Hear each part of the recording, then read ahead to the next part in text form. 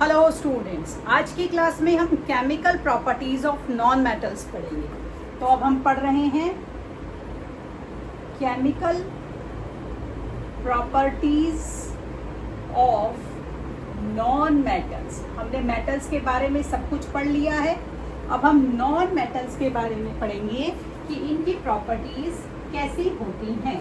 तो देखिए, जितने भी हमारे नॉन मेटल्स होते हैं वो ऑक्सीजन के साथ रिएक्शन करके एसिडिक ऑक्साइड और न्यूट्रल ऑक्साइड बनाएंगे। एसिडिक ऑक्साइड या न्यूट्रल ऑक्साइड, आपको ध्यान रखना है। एसिडिक ऑक्साइड लिटमस के कलर को चेंज करेगा और न्यूट्रल ऑक्साइड क्या करेगा, लिटमस के कलर को किसी भी तरीके से चेंज नहीं करेगा। तो जितने भी हमारे नॉन मेटल्स होते हैं वो ऑक्सीजन के साथ रिएक्शन करके या तो एसिटिक ऑक्साइड बनाएंगे या न्यूट्रल ऑक्साइड बनाएंगे। तो जैसे कार्बन का जब हमने ऑक्सीजन के साथ रिएक्शन करा तो बन गया कार्बन डाइऑक्साइड। अब हमने कार्बन डाइऑक्साइड का वाटर के साथ रिएक्शन करा तो क्या बन गया, कार्बोनिक एसिड।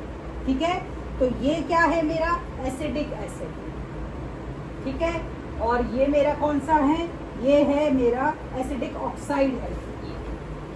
ये एसिडिक ऑक्साइड है और ये मेरा क्या है, ये मेरा एसिड है। ठीक, अब मैंने सल्फर का ऑक्सीजन के साथ रिएक्शन करा तो मेरा बन गया सल्फर डाइऑक्साइड। ये भी एसिडिक है। हमने करा ना एसिडिक होगा या न्यूट्रल होगा। इसी तरह सल्फर डाइऑक्साइड का जब हमने पानी के साथ उसको मिला दिया तो सल्फ्यूरियस एसिड बन गया H2SO3, जो कि हमारा एक एसिड है। तो नॉन मेटल ऑक्सीजन के साथ रिएक्शन करके एसिडिक ऑक्साइड या न्यूट्रल ऑक्साइड बनाते हैं। तो न्यूट्रल नॉन मेटल ऑक्साइड हमारे कौन से होते हैं, देखिए ये तो सारे एसिडिक हो गए। अब आपको बताते हैं कि कौन से हमारे न्यूट्रल एसिडिक ऑक्साइड होते हैं। तो हमारे न्यूट्रल ऑक्साइड्स जो हैं हमारे, वो हमारे हैं कार्बन मोनोऑक्साइड, इसके बाद हमारा वाटर जिसका सिंबल है H2O, उसके बाद नाइट्रोजन मोनोऑक्साइड, उसके बाद नाइट्रोजन डाइनाइट्रोजन ऑक्साइड। ये हमारे क्या हैं, ये न्यूट्रल ऑक्साइड हैं। तो ये हमारे लिटमस के कलर को चेंज नहीं करेंगे। कार्बन के साथ जब हम ऑक्सीजन का रिएक्शन करेंगे तो हमारा कार्बन के मैंने ना 2 मॉलिक्यूल लिए तो बन गया कार्बन मोनोऑक्साइड। ये क्या है, न्यूट्रल है हमारा। ठीक है, हाइड्रोजन और ऑक्सीजन का रिएक्शन करेंगे तो वाटर बनेगा और वाटर आपको पता है ये हमारा न्यूट्रल होता है। अब हमारे जितने भी नॉन मेटल होते हैं वो पानी के साथ कोई रिएक्शन नहीं करेंगे। जितने भी हमारे नॉन मेटल हैं वो डाइल्यूट एसिड के साथ कोई रिएक्शन नहीं करते।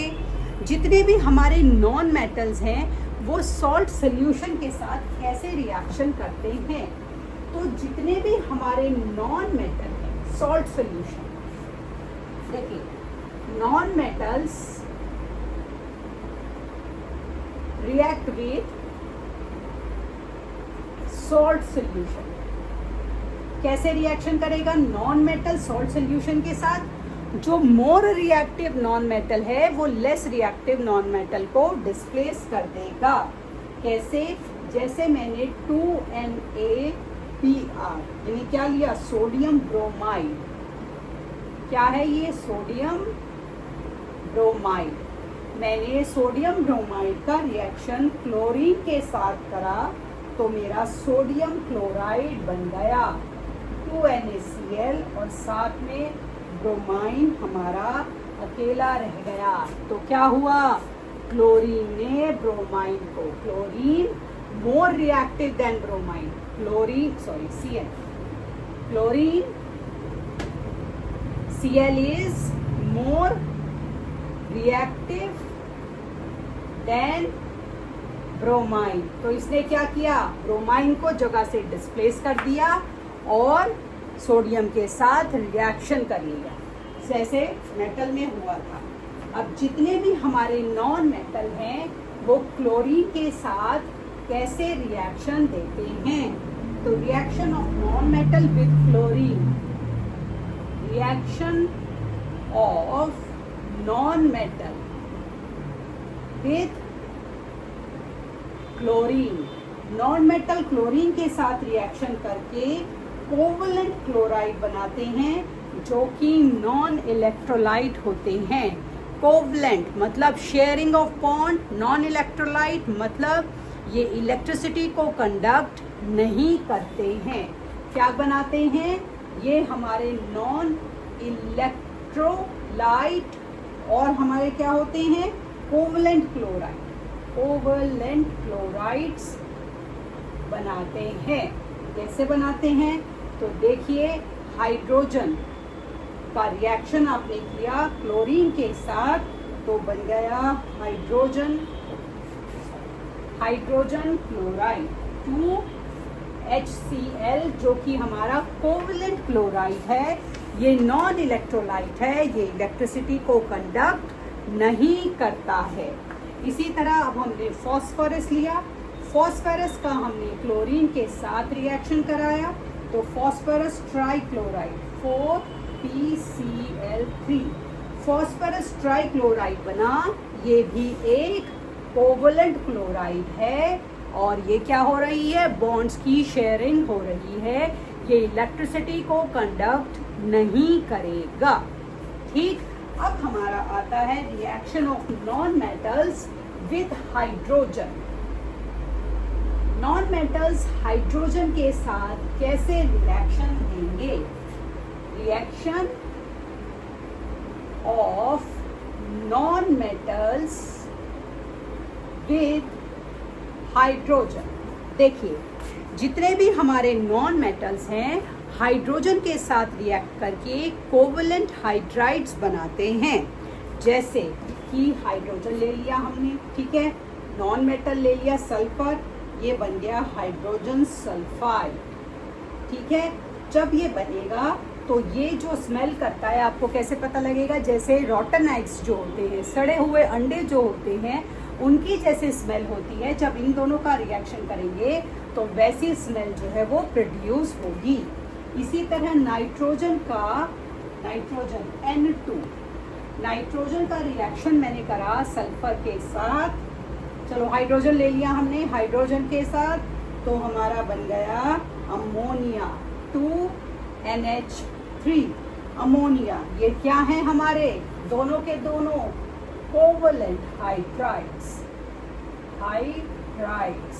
तो ये कोवलेंट हाइड्राइड्स थे हमारे। तो इस तरह से जितने भी हमारे नॉन मेटल हैं वो कोवलेंट हाइड्राइड्स बनाते हैं। क्योंकि कोवलेंट क्यों बनाते हैं? क्योंकि सिंपल सा रूल है, आपको पता है, नॉन मेटल है तो वो इलेक्ट्रॉन को लूज ही नहीं करेगा। वो इलेक्ट्रॉन को लूज नहीं करेगा तो शेयरिंग कैसे होगी, बॉन्डिंग कैसे बनेगी, या लूजिंग और गेनिंग तो हो ही नहीं सकती। तो वो क्या करेगा? वो शेयरिंग करेगा। और जब वो शेयरिंग करेगा तो कौन से बॉन्ड बन जाएंगे? कोवलेंट बॉन्ड बन जाएंगे। इस तरह से जितने भी हमारे नॉन मेटल होते हैं वो मेटल्स की तरह हमारे इतने रिएक्टिव नहीं होते।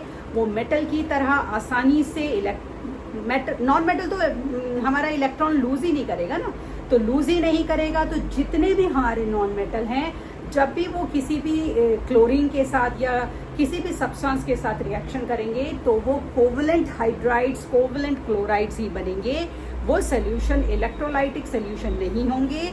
इलेक्ट्रोलाइटिक या नॉन इलेक्ट्रोलाइट क्या मतलब है? इलेक्ट्रोलाइट सोल्यूशन का मतलब होता है कि जब एक सोल्यूशन में आप इलेक्ट्रिसिटी को पास करेंगे तो आयंस बनेंगे और बल्ब ग्लो करेगा। जब आप उसको पूरा का पूरा सर्किट बना देते हैं तो जो इलेक्ट्रोलाइट होते हैं उनमें जब हम एनोड कैथोड लगाकर सर्किट को कंप्लीट करके बल्ब को ग्लो करते हैं तो वह बल्ब ग्लो होगा। नॉन इलेक्ट्रोलाइट वो सोल्यूशन होता है कि जब आप एनोड कैथोड सब तरह से एक सर्किट को लगाएंगे, बल्ब को ग्लो करेंगे स्विच को ऑन करके, तो बल्ब ग्लो नहीं होगा।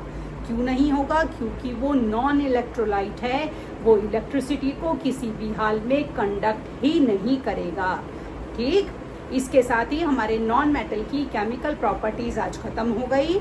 अगली क्लास में नया टॉपिक शुरू करेंगे। तब तक के लिए शुभ रात्रि।